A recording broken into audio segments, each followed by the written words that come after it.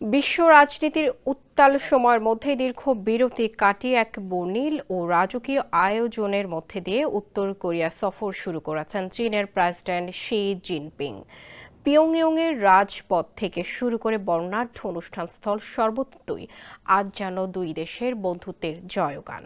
মার্কিন president Donald Trump এবং রুশ প্রেসিডেন্ট ভ্লাদিমির পুতিনের সঙ্গে সাম্প্রতিক বৈঠকের রেশ কাটতে না কাটতে শি জিনপিংয়ের এই পিয়ংইয়ং সফর বিশ্ব রাজনীতিতে এক নতুন সমীকরণের ইঙ্গিত দিচ্ছে। এ নিয়ে বিস্তারিত জানাবো আমাদের প্রতিবেদনে।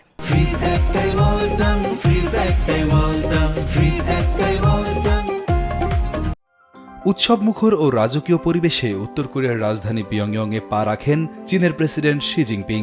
2019 সালের পর দীর্ঘ সময় পেরিয়ে উত্তর কোরিয়ায় তার এই প্রথম সফরকে ঘিরে গোটা পিয়ংইয়ং এক বিশাল উৎসবের নগরীতে পরিণত হয়।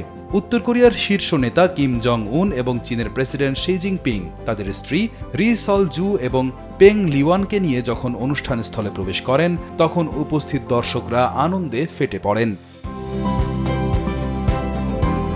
চারিদিকে শুধু মুহুর্মুহু তালি আর উল্লাসের শব্দ। পুরো হল ঘরটি সাজানো হয়েছিল চীন এবং উত্তর কোরিয়ার লাল রঙের জাতীয় পতাকা দিয়ে, আর মঞ্চের একদম মাঝখানে জ্বলজ্বল করছিল এই দুই ক্ষমতাধর নেতার বিশাল দুটি প্রতিকৃতি। সেখানে দর্শকদের বিনোদনের কোনো কমতি ছিল না।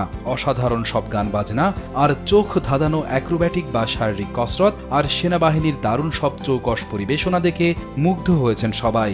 উত্তর কোরিয়ার সরকারি সংবাদ মাধ্যম এই আয়োজনকে দুই দেশের গভীর বিশ্বাস আর খাঁটি বন্ধুত্বের একটি চমৎকার গল্প বলে উল্লেখ করেছে। তারা জানিয়েছে, এই বর্ণিল আয়োজন চীন ও উত্তর কোরিয়ার বন্ধুত্বের ইতিহাসে একটি নতুন সোনালী পাতার সূচনা করল। এই সফরের সময়টা আন্তর্জাতিক রাজনীতির জন্য খুবই গুরুত্বপূর্ণ, কারণ গত মে মাসেই চীনের রাজধানী বেইজিংয়ে যুক্তরাষ্ট্রের প্রেসিডেন্ট ডোনাল্ড ট্রাম্প এবং রাশিয়ার প্রেসিডেন্ট ভ্লাদিমির পুতিনের সঙ্গে আলাদা আলাদা গুরুত্বপূর্ণ বৈঠক করেছিলেন শি জিনপিং।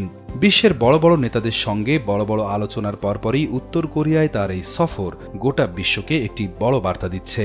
আর কয়েক সপ্তাহ পরেই চীন এবং উত্তর কোরিয়ার পারস্পরিক সহযোগিতা ও বন্ধুত্বের ঐতিহাসিক চুক্তির ৬৫ বছর পূর্ণ হতে যাচ্ছে।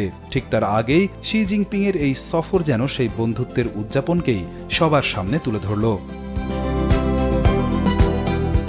উত্তর কোরিয়ার সংবাদ মাধ্যমগুলো তাই সাধারণ মানুষকে মনে করিয়ে দিচ্ছে, বিশ্বের ক্ষমতাধর দেশগুলো যারা অন্য দেশের উপর মাতব্বরি করতে চায়, তাদের ঠেকাতে এখন সবাইকে এক হয়ে কাজ করতে হবে। সব মিলিয়ে পিয়ংইয়ংয়ে এই দুই দিনের সফরটি কেবল একটি সাধারণ রাজনৈতিক আসা যাওয়া নয়, বরং পুরো বিশ্বকে দেখিয়ে দিল যে চীন এবং উত্তর কোরিয়ার মধ্যকার বন্ধুত্বের শেকড় কতটা গভীরে।